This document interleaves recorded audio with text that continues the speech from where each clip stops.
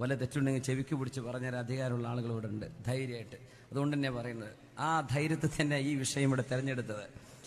അൽഹംദുലില്ലാഹ്. അല്ലാഹു ഖബൂലാക്കട്ടെ, അല്ലാഹു ഖബൂലാക്കട്ടെ. ആമീൻ യാ റബ്ബൽ ആലമീൻ. മഹാനായ ഹാഫിദ് ഇബ്നു ഹജർ അൽ അസ്ഖലാനി തങ്ങൾ നബി സല്ലല്ലാഹു അലൈഹി വസല്ലം തങ്ങളുടെ മൗലിദ് ആചരിക്കാൻ പറ്റുന്നത് ചെയ്യേണ്ടതാണ് എന്ന് എവിടെ നിന്നാണ് തെളിവെടുത്തത്? മാ സബത ഫി സ്വഹീഹൈൻ അന്ന നബിയ ഖദിമൽ മദീന സല്ലല്ലാഹു അലൈഹി വസല്ലം ഫവജദൽ യഹൂദ യസൂമൂൻ യൗമ ആശൂറ. നബി തങ്ങൾ പരിശുദ്ധമായ മദീനയിലേക്ക് വന്നപ്പോൾ ജൂതന്മാർ ആശൂറ ദിവസം നോമ്പെടുക്കുകയായിരുന്നു, മുഹറം 10. ഫസഅലഹും ഫഖാലു. ശരിക്കും മനസ്സിലാക്കുക തെളിവെന്താണ്? തെളിവ് ചോദിക്കുന്നവര് ആരാ? ഇബ്നു ഹജർ അസ്ഖലാനി തങ്ങളൊക്കെ. ബുഖാരിക്ക് ഷറഹ് ചെയ്ത ഏറ്റവും പ്രഗത്ഭമായ ഷറഹ് ഫത്ഹുൽ ബാരിയാണ്. ഒരുപാട് ആളുകൾ ഷറഹ് ചെയ്തു.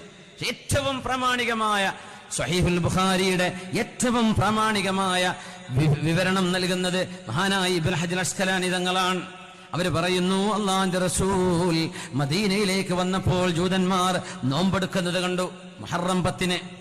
തങ്ങൾ ചോദിച്ചു, എന്തേ നോമ്പെടുക്കാൻ കാരണം? അവര് പറഞ്ഞു, ഹാദാ യൗമുൻ അഗ്റഖല്ലാഹു ഫീഹി ഫിർഔൻ.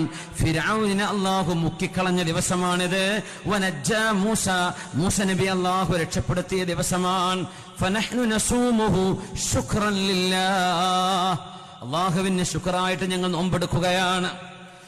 മഹാനായ ഹാഫിദ് ഇബ്നു ഹജർ തങ്ങൾ അൽ അസ്ഖലാനി ഈ സംഭവത്തെ ആസ്പദമാക്കി വിവരിക്കുകയാണ്. അവരാണ് വിവരിച്ചു തരേണ്ടത്, അവരാണ് മനസ്സിലാക്കി തരേണ്ടത്.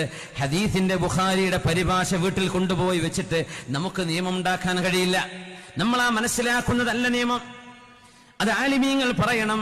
ഹാഫിദ് എന്നവർ പറയട്ടെ, ഫയുസ്തഫാദു മിൻഹു ഫിഅലു ശുക്രില്ലാഹി അലാ മാ ബിഹി ഫീ യൗമിൻ മുഅയ്യനിൻ മിൻ ഇസ്ദാഇ നിഅമത്തിൻ ഔ ദഫ്ഇ നിഖ്മ. അങ്ങനെ വന്നാൽ നമുക്കൊരു നന്മയോ ഒരു അപകടമോ സംഭവിച്ച ദിവസം ആ നന്മക്ക് ശുക്റായും അള്ളാഹു രക്ഷപ്പെട്ട അപകടത്തിന് അള്ളാഹുവിന് ചെയ്യുന്ന പ്രായശ്ചിത്തമായിട്ടും അള്ളാഹുവിന്റെ വിപത്തുകൾ തടുക്കാൻ ഉദ്ദേശിച്ചുകൊണ്ടും അള്ളാഹുവിന് നന്ദി പ്രകടനം ഏതെങ്കിലും ഒരു പ്രത്യേകമായ ദിവസം ചെയ്യുന്നത് കൊണ്ട് യാതൊരു വിരോധവുമില്ല. എല്ലാ ദിവസവും ആ ദിവസം പ്രത്യേകമായ ദിവസം വരുമ്പോൾ ഒരു നന്മ ചെയ്യുന്നത്. ഒരു ഉദാഹരണം പറയാം. എൻ്റെ ഒരു സുഹൃത്തുണ്ട്, തൃശ്ശൂർ ജില്ലക്കാരൻ, റഷീദ് എന്നാണ് അവരുടെ പേര്. അബുദാബിയിലുണ്ട്. ഇപ്പോൾ ഇത് കേൾക്കുന്നുണ്ടോ എന്ന് എനിക്കറിയില്ല. അദ്ദേഹം ഒരു കർട്ടൻ ജോലിക്കാരനാണ്. അദ്ദേഹത്തിന്റെ ഉമ്മ ഇപ്പോഴത്ത് മരിച്ചു, അനുജം മരിച്ചു, അവർക്കൊക്കെ പുറത്തു കൊടുക്കട്ടെ. അദ്ദേഹം ഒരു അനുഭവം പറഞ്ഞു. അദ്ദേഹം ലിഫ്റ്റ്, ഒരു വീട്ടിൽ കർട്ടന്റെ പണിക്ക് ചെന്ന് ദുബൈയിൽ അബുദാബിയിലെ ഒരു വീട്ടിലെ ലിഫ്റ്റിന്റെ ഒരു ഹോൾ ഉണ്ടായിരുന്നു, കണ്ടില്ല. അറിയാതെ 3-ാം നിലയിൽ നിന്ന് ഒരൊറ്റ ചവിട്ട് ആ ഹോളിലേക്ക് നേരെ അങ്ങ് താഴെ വീണു. 3 നിലയിൽ നിന്ന് താഴേക്ക് ലിഫ്റ്റിന്റെ. അദ്ദേഹം പറയാ, എന്തോ ഒരു കാവൽ. ഞാൻ ആ 2 വയറിന്റെ ഇടയിൽ തലകുടുങ്ങി. എൻ്റെ ഒരു പ്രയാസം ഉണ്ടായില്ല. തല പൊട്ടി മരിക്കേണ്ട കേസാണ്. അത്രയും അപകടകരമായ സിറ്റുവേഷൻ. അദ്ദേഹം അതിന് പകരം എല്ലാ കൊല്ലവും ഒരു പശുവിനെ അറുത്തിട്ട്, പശു ആരാധകർ ഇപ്പോൾ പ്രശ്നമാക്കുമെന്നറിയില്ല, ഒരു മൂരിനെ അറുത്തിട്ട്, ഒരു കാലിയെ അറുത്തിട്ട് ജനങ്ങൾക്ക് സ്വതക്കയായി മാംസം വിതരണം ചെയ്യാറുണ്ട്. ആ ചെയ്തതിൻ്റെ വിതരണം ഇപ്പം കഴിഞ്ഞ ആഴ്ച നടന്നു, ഈ കൊല്ലത്തേത്. അത് പറഞ്ഞു, എനിക്ക് അള്ളാഹു ചെയ്തൊരു നിഅമത്തല്ലേ, എന്നെ രക്ഷപ്പെടുത്തിയില്ലേ, ഞാൻ അദ്ദേഹം അങ്ങനെ ചെയ്യാണത്. അദ്ദേഹം ആ വിഷയം എന്നെ അറിയിച്ചു, അർഹരായ ആളുകളെ കിട്ടുമെന്നൊക്കെ ചോദിക്കാൻ വേണ്ടിയിട്ട്. അത് നടന്നു, ഇപ്പോൾ കഴിഞ്ഞ ആഴ്ച നടന്നു. അതിന് മാംസ വിതരണം നടത്തി 2 ആഴ്ച മുമ്പ് നടന്നു കഴിഞ്ഞു. ഓരോ കൊല്ലവും ഇബ്നു ഹജർ തങ്ങൾ ഇതാ പറഞ്ഞു, ഒരു സംഭവം നമുക്ക് നടന്നു, അതിനെ ആ കൃത്യമായ സമയം വരുമ്പോ അള്ളാഹുവിന് ശുക്ർ ചെയ്തിട്ട് ഒരു നന്മ ചെയ്യൽ ഒരു വിരോധമല്ല, ഒരു വിരോധവുമില്ല. وأي نعمة أعظم من نعمة بروز هذا النبي نبي الرحمة. കരുണയുടെ നബിയായ അഷ്റഫുൽ ഖൽഖ് തങ്ങൾ, അല്ലാഹുവിന്റെ റസൂൽ വന്ന നിഅമത്തിനോളം വലിയൊരു നിഅമത്ത് ഉമ്മത്തിന് എന്താണുള്ളത്? അപ്പൊ നബി മരിച്ചില്ലേ? നബി വഫാത്തായ ദിവസം കൂടിയല്ലേ അത്? അതൊന്നുകൂടെ ആവർത്തിക്കുന്നു. മുമ്പ് നമ്മൾ പറഞ്ഞിട്ടുണ്ട്, വഫാത്ത് ആചരണം, ദുഃഖാചരണം എന്ന് പറയുന്നത് ശറഇൽ 3 ദിവസമാണ് ശറ അനുവദിച്ചത്.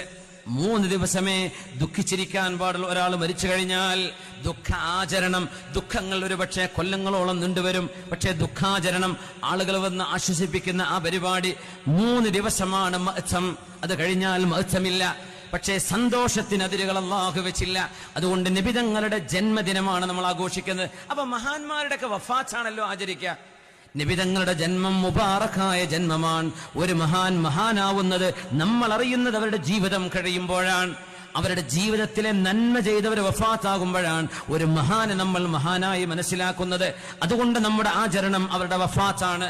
എന്നാൽ അഷ്റഫുൽ ഖൽഖ് അങ്ങനെയാണോ?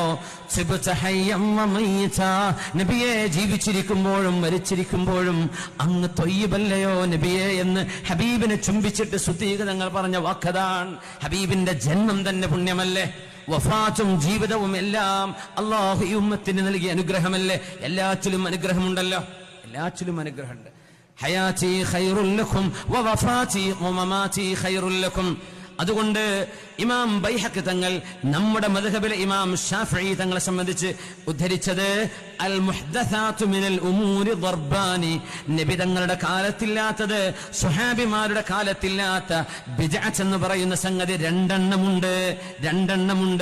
ബിദ്അത്ത് ദലാലത്തുണ്ട്, എന്നാൽ ബിദ്അത്ത് ദലാലത്തുണ്ട്, എന്നാൽ ബിദ്അത്ത് മുഹ്ദസത്തുൻ ഗൈരി മദ്മൂമ, ആക്ഷേപിക്കപ്പെടാൻ പാടില്ലാത്ത എത്രയോ നന്മകൾ നബിയുടെ കാലശേഷം ഉണ്ടായിട്ടുണ്ട്. അതുകൊണ്ടാണ് ഉമർ എന്നവർ നിഅമത്തിൽ ബിദ്അത്തു ഹാദിഹി എന്ന് പറഞ്ഞത്. ഇതെല്ലാം വഇദാ കാനത് ഫലൈസ ഫീഹാ റദ്ദുൻ ലിമാ മദാ. അതുകൊണ്ട് നമ്മുടെ ആരോപിക്കുന്ന ആളുകൾ നിബിതങ്ങൾ ചെയ്തില്ലല്ലോ എന്ന് പറയുന്നത്, നിബിതങ്ങൾ ചെയ്യാത്തത് ആർക്കും ചെയ്യാൻ പാടില്ല എന്നർത്ഥമില്ല എന്ന് ആദ്യമേ നമ്മൾ ചർച്ച ചെയ്തു കഴിഞ്ഞു. അത്തർകു ലൈസ ബിഹുജ്ജത്തിൻ, ചെയ്തില്ല എന്നത് ഒരു തെളിവല്ല. ചെയ്തില്ല എന്ന് ചെയ്യാൻ പാടില്ലെന്ന്. അങ്ങനെയാണെങ്കിൽ ഇന്ന് മൈക്കുണ്ടോ? ഇത് ഉപയോഗിക്കുന്നില്ലേ? 2 ഹറമൈനുകൾ ഉപയോഗിക്കുന്നില്ലേ? ലോക മസ്ജിദുകൾ ഉപയോഗിക്കുന്നില്ലേ?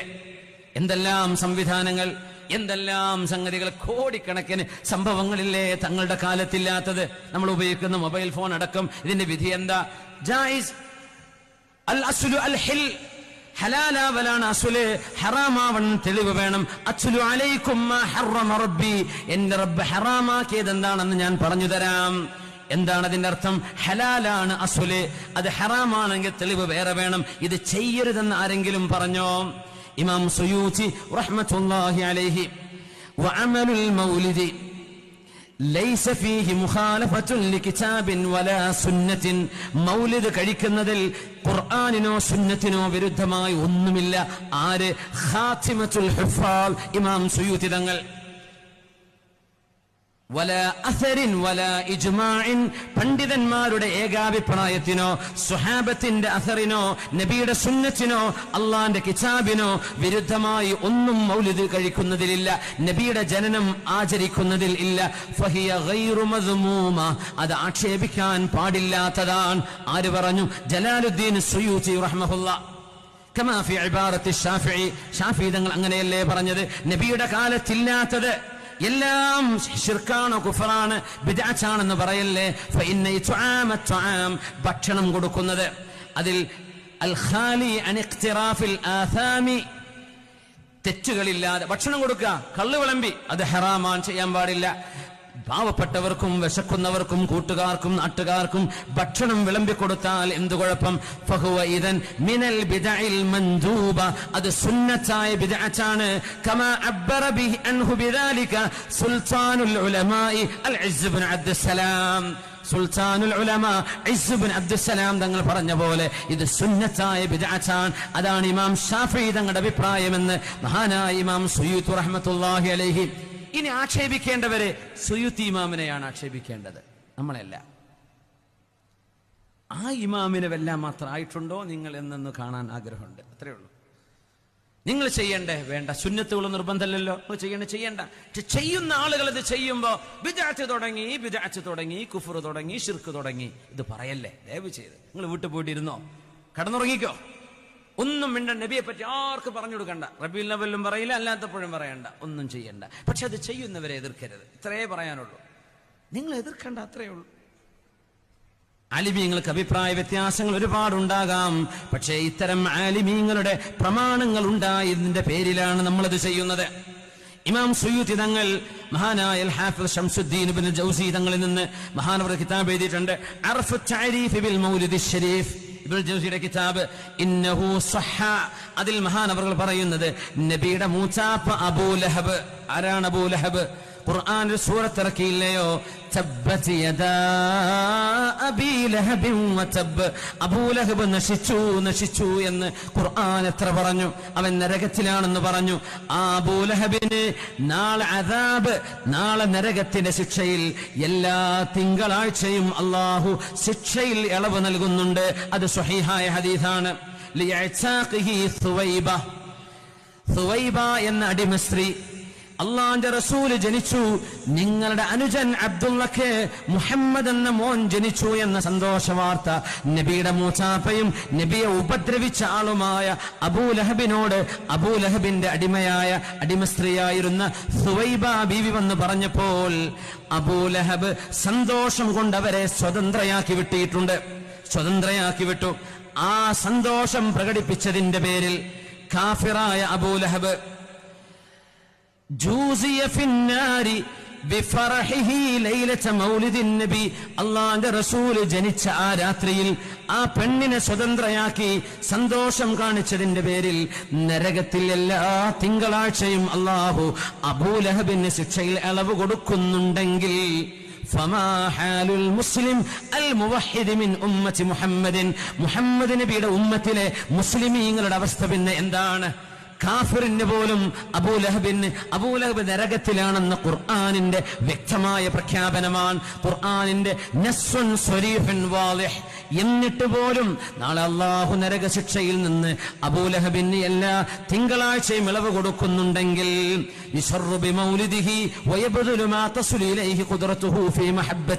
നബിയെ ഇഷ്ടപ്പെടാൻ, നബിയോട് സ്നേഹം കാണിക്കാൻ പിഞ്ചുമക്കൾക്ക് റോഡരികിൽ ജ്യൂസ്, വെള്ളം, മിഠായി, മധുരം, ഭക്ഷണം ഇത് വിതരണം ചെയ്ത് മൗലായ ചൊല്ലി സ്വലാത്ത് ചൊല്ലി പോകുന്ന മക്കൾക്ക് ആ പരിപാടിയിൽ സന്തോഷത്തോടെ കൂടുമ്പോൾ എങ്ങനെയാണ് നിങ്ങൾ അതിനെ എതിർക്കുന്നത്? ആ മുഅ്മിനായ മനുഷ്യന് എത്ര കൂലി അല്ലാഹു കൊടുക്കും? ഇത് മുഅ്മിനീങ്ങളാണ് ചെയ്യുന്നത്. ലഅംരി ഇന്നമാ യകൂനു ജസാഉഹു മിനല്ലാഹിൽ കരീം അൻ യുദ്ഖിലഹു ബിഫദ്ലിഹി ജന്നതൻ നഈം. അല്ലാഹു ആ മുഅ്മിനീങ്ങളെ ഹബീബിനോട് സ്നേഹം കാണിച്ചതിന്റെ പേരിൽ സ്വർഗം കൊടുക്കുമെന്നല്ലേ പറയേണ്ടത്? ഒരു സംഭവം പറയട്ടെ. അള്ളാഹുവിന്റെ റസൂലിന്റെ സ്വഹാബികളിൽ ഒരാൾ കള്ളു കുടിച്ചതിന്റെ പേരിൽ പല പ്രാവശ്യം നബിയുടെ മുമ്പിൽ വന്ന് അടിവാങ്ങിപ്പോയ ആൾ, മദ്യപാനത്തിന് ശിക്ഷ വാങ്ങിയ ആൾ.